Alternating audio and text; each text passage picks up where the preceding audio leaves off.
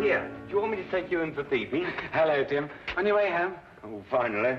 Oh, my feet ain't half numb. Something the matter in there? Yeah, just a light. I noticed it's been burning for a couple of days now.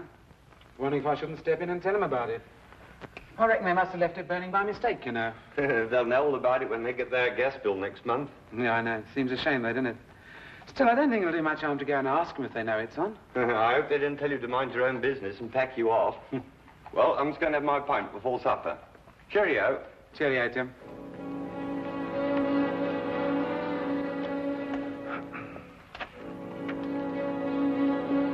Afternoon, sir.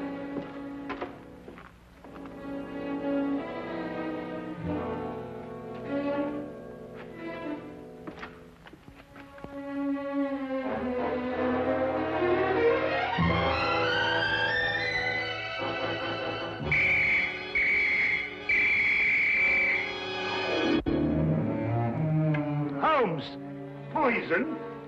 Yes, Watson. Egyptian, as a matter of fact. I'd read about it before, but I'd never worked with it. That's the key pot! Oh, yes, so it is. I'm sorry about that, but there doesn't seem to be anything else empty at the moment. Is nothing immune in this place? Really, Holmes, there must be something else you could have used. Oh, nothing to worry about, Watson. It's perfectly soluble. I'll have the pot washed out and ready for use by the time you come back from Regent's Park. You can save yourself the trouble. That's the last drop I'll ever drink out of that pot.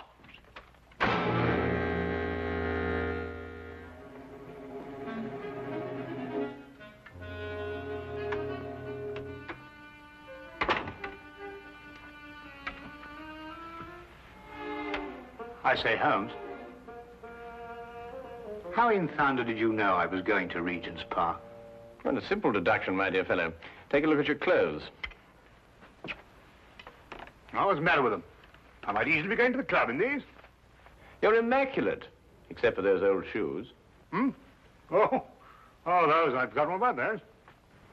So I deduced that you're going to a place where you're likely to meet people, but also you're liable to scuff your shoes.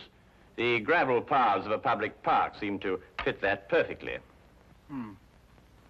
But why Regent's particularly? We're lunching at 12:30, and since it's now nearly 11, I assume that your choice of parks is limited to the most convenient one, that being Regent's, of course. Simple deduction, really. I wonder who that can be this time of the morning. Would you care to deduce it, Watson? No, I think it'd be simpler if I just open the door. Would you be Mr. Sherlock Holmes? No, but won't you come in? It's Mr. Holmes I got to be finding. I am Sherlock Holmes, madam. Won't you be seated? I will that. Sure, I've lost a bit of my breath. Have you come far? Clean up from Chelsea, I have, sir. Well, that's a long way indeed. May I introduce my very good friend and colleague, Dr. Watson? Good morning to you. My name's Dugan, sir. Mary Dugan. No doubt you'll find it a bit odd having a stranger burst upon you in the height of the morning like this, but I've come from a house black with sorrow to ask your help. 'Tis the house I work in. Is there some difficulty in the house? Difficulty? Aye, and more.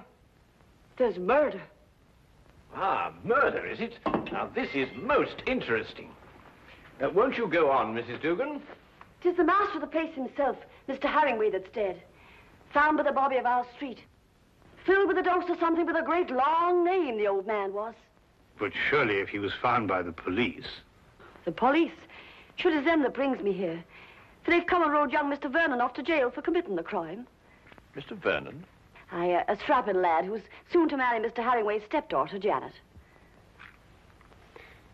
I gather that you're not in agreement with the police, Mrs. Dugan.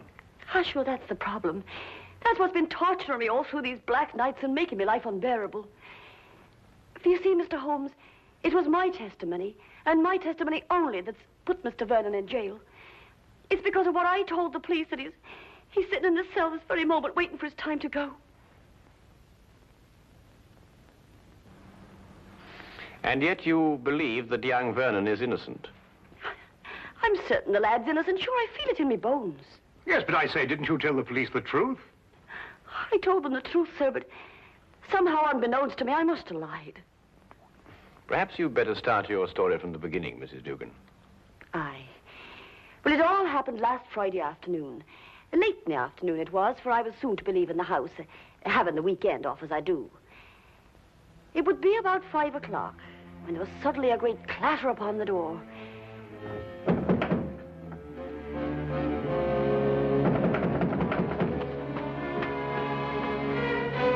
Hello, Mrs. Dugan. Oh, good afternoon to you, Mr. Vernon.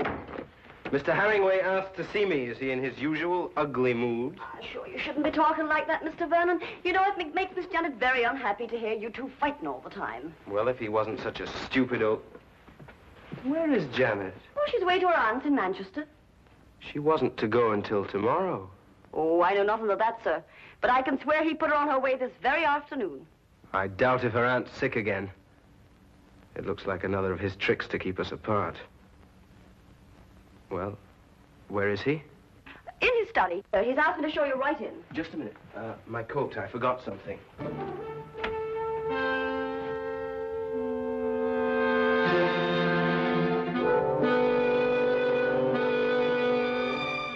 All right. Come in. Mr. Vernon, sir. Would that be all? No, Mrs. Dugan. I want you to remain. Remain, sir. Just sit over there and listen to every word that's said.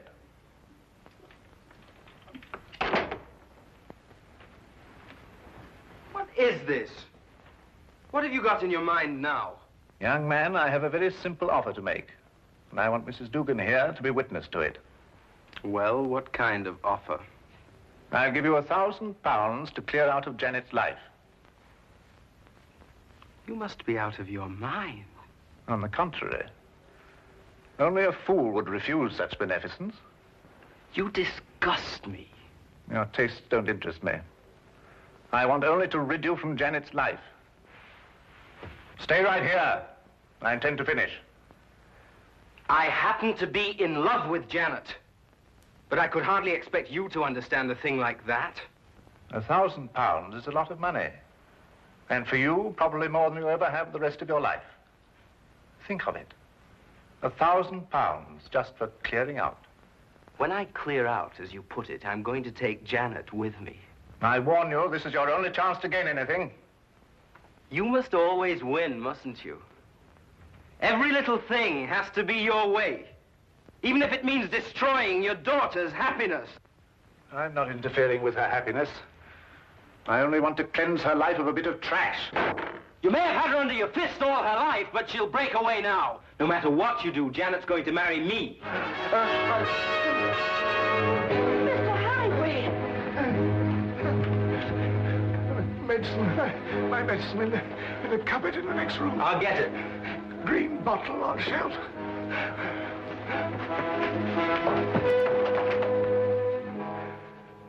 I never lose, Mrs. Dugan. I never lose. Oh, hurry, Mr. Vernon, please, hurry. Coming.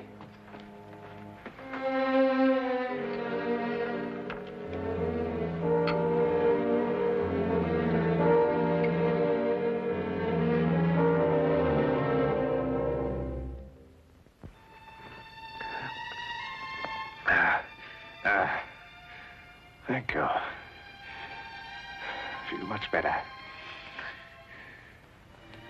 Well, there's no need to stare. I'm all right. Now get out of here. Both of you. Get out.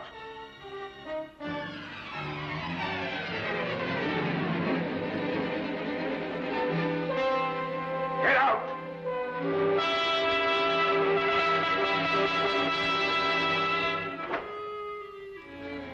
A few minutes later, I left the house. And that's the last I ever saw of Mr. Herringway. Alive. I see. And what did you tell the police when they questioned you? Sure, I told them everything. Just as it happened. About the bottle Mr. Vernon took out of his coat pocket, the sudden quarrel, Mr. Herringway's attack of illness, and Mr. Vernon going to get the medicine. And this was sufficient to have young Vernon remanded on a charge of murder? Aye, for the police informed me that it was the medicine, the very medicine that I saw Mr. Vernon give Mr. Herringway, that killed the poor old man. They say that poison was put into the medicine. Yes, but look here, that certainly seems to point towards the young man. When he went to obtain the medicine, he apparently slipped in the lethal dose. It seems that way, sir. But in my heart, I can't bring myself to believe it of him. That Inspector Lestrade, though, he won't believe another thing else. Lestrade, eh? He's the policeman who seems to be in charge of it all. Indeed. Inspector Lestrade, you hear that, Watson? We must go round and see him. Well, if you think it'll help. Aye. And 1,000 blessings on the pair of you. I don't know what we can promise you, Mrs. Dugan. I shall have to have a word with Mr. Vernon before I can express an opinion on the case. However, we shall certainly go and see Inspector Lestrade at once. I know it looks dark and all, but I must keep up hope. Well, I must be off. I don't like leaving Miss Janet alone for so long. Naturally, Mrs. Dugan. Well, we'll certainly do our best. Thank you, sir.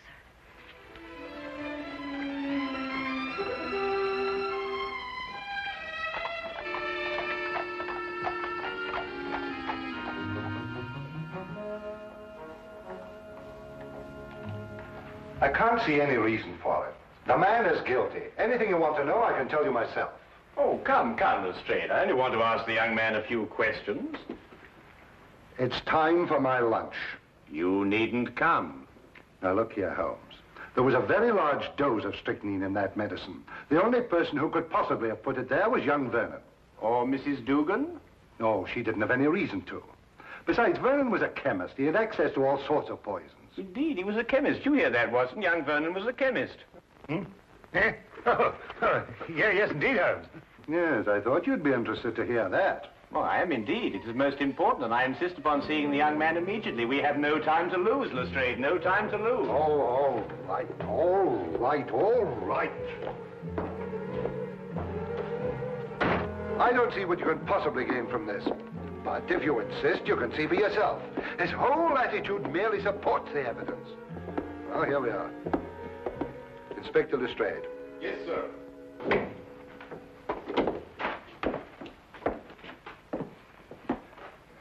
Well now, Vernon. Well now, Inspector. How many times a day are you going to bring me up here and subject me to your idiotic questions? I've already told you everything I know. I'm getting tired of repeating it every half hour so that it'll penetrate your dense brain. Look here, young man, that's hardly an attitude to take. You're charged with the most serious crime. Indeed, I am. And since it appears I'm to pay for it, my only regret is that I didn't have the pleasure of committing it. There's just one point. I don't know who you are, but you may as well know that I don't wish to answer any of your questions either.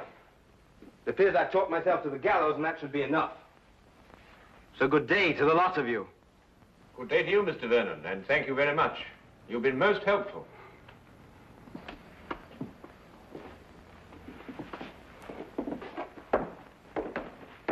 Pertinent young rogue. Oh, very interesting, Lestrade. Take the Baker Street, Holmes. Certainly not, Watson. We have a killer to catch. Killer? Yes. What do you think you were just talking to? A very furious young man, Lestrade. But he's as innocent as Dr. Watson, me, and you. Or perhaps not quite as innocent as you.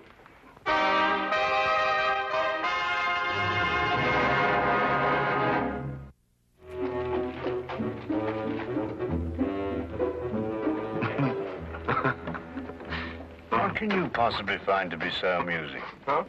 Oh, I was thinking about Lestrade's face when that young scamp called him an idiot. Holmes, do you really believe that young man's innocent? Strychnine, Watson. Combined with the fact that young Vernon's a chemist. Tell me, how quickly does strychnine act? Oh, matter of minutes. Half an hour at the most. Exactly. He did not know that the house would be empty when he went to visit old Mr. Herringway. He fully expected that Mrs. Dugan and Janet would be there. Right enough. Mr. Dugan indicated that. All right. Now, would a man with a wide variety of poisons to choose from choose a quick-acting drug, which offered him no chance of an alibi? Or would he be more likely to choose something a little slower, which would allow him ample time to be miles away at the time of death? Yes, I follow your reasoning, Holmes, but surely you don't accept that as conclusive. Oh, I didn't, until I spoke to young Vernon. But, well, you didn't learn anything from him, did you? Ah, here's the mortuary. Shall we go and have a close look at the victim, Watson?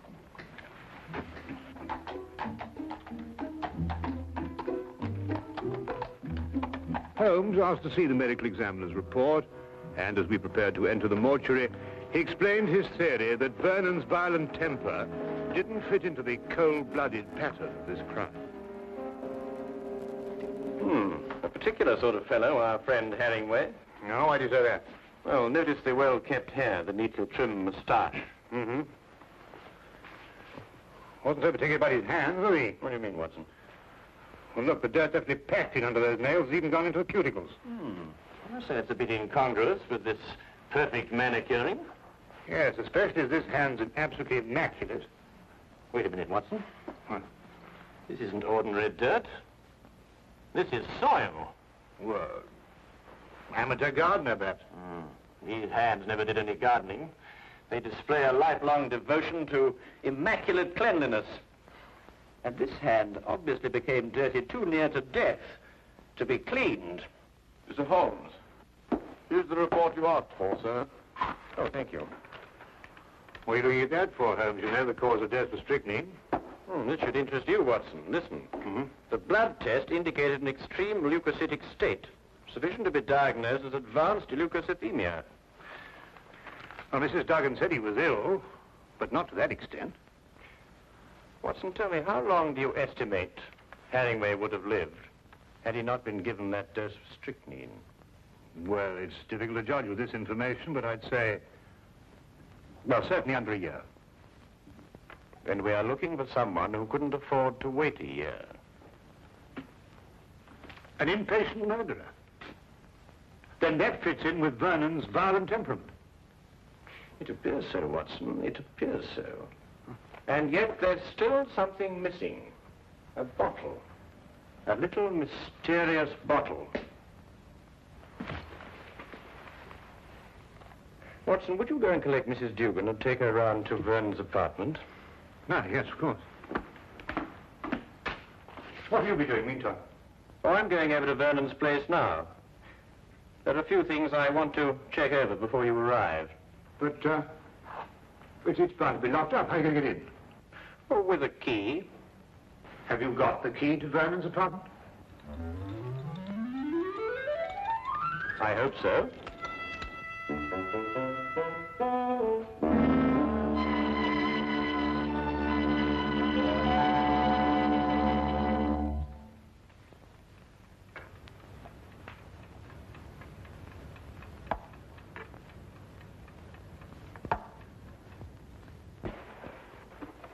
We came as quickly as we could.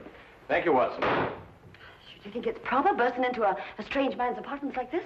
Well, it isn't proper in the least, Mrs. Dugan, but if we're going to help young Vernon, I'm afraid there's very little choice.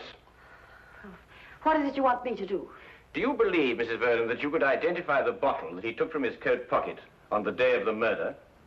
Yes, I think I can. Good. Then would you mind examining these and take your choice, if any?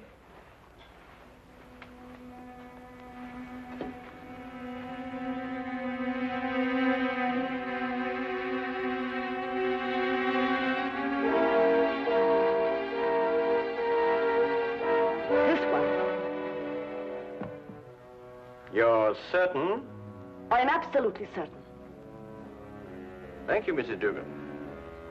Thank you very much.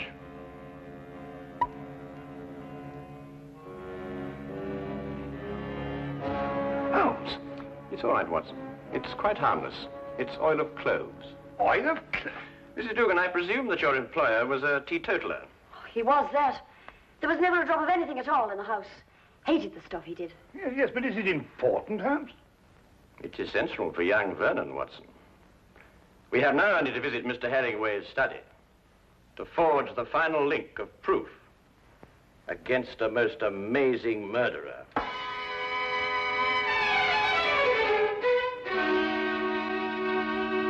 Really, Miss Herringway, I hope you realize that in this case I find myself in a particularly difficult position. But as a police officer, I have no alternative. I must follow the dictates of the law. But Tom didn't do it. He couldn't have done it. It just can't be.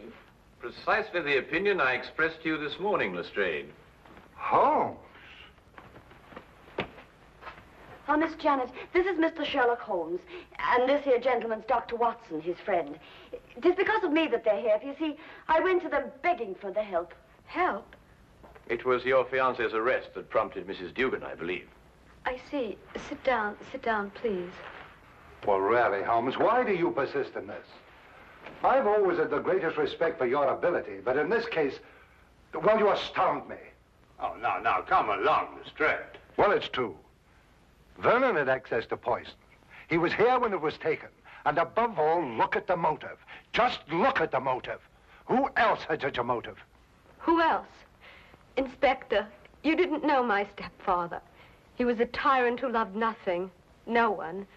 His whole ambition was power, and his whole pleasure was to rule. To my stepfather, my marriage meant only a loss of power, part of his kingdom, and he fought it in every way. Life here became unbearable after I met Tom. Mrs. Dugan can testify to that. Well, 'tis true he was not a kindly man, and he did begin to get a bit odd of late.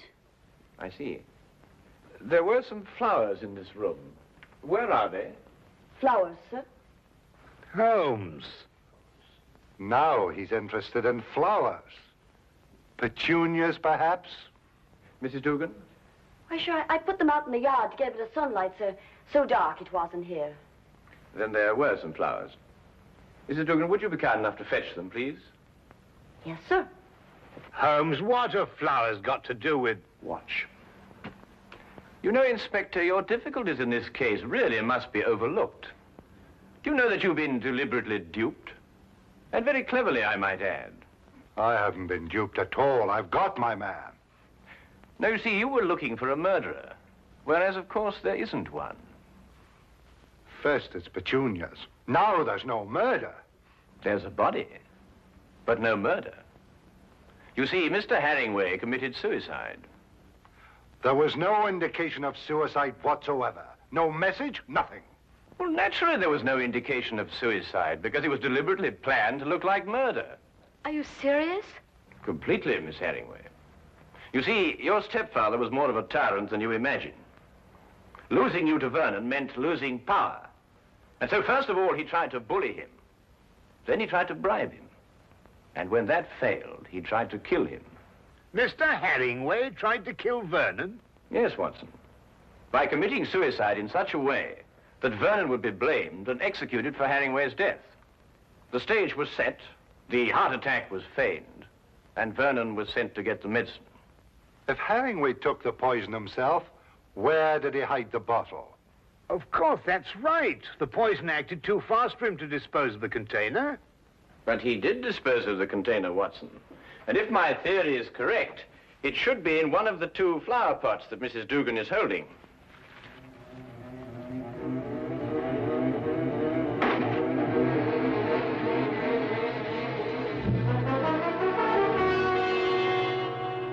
And a chemical analysis will reveal that it contains strychnine.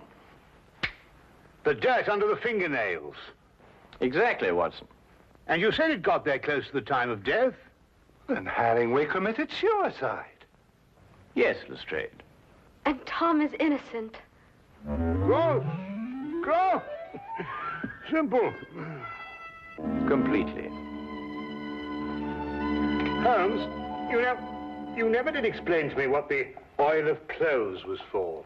Oh, you mean the mysterious little bottle that Vernon removed from his coat pocket? Yes, sir. Oh, it's really quite simple, you know. You see, Vernon stopped at a pub for a few stiff whiskies to brace himself for his interview with Herringway. But the old man was violently opposed to the use of alcohol, so he had to do something to remove the evidence from his breath. Oil of cloves is quite common for that purpose. Ah, I see. Tea? No, none for me. No, I've had some before. My digestion is not quite up to it. Your digestion? Yes, I forgot and mixed our tea with some of that rare Egyptian poison.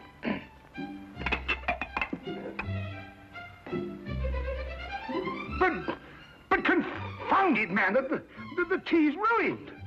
Oh, fair enough, old man, but so's my poison.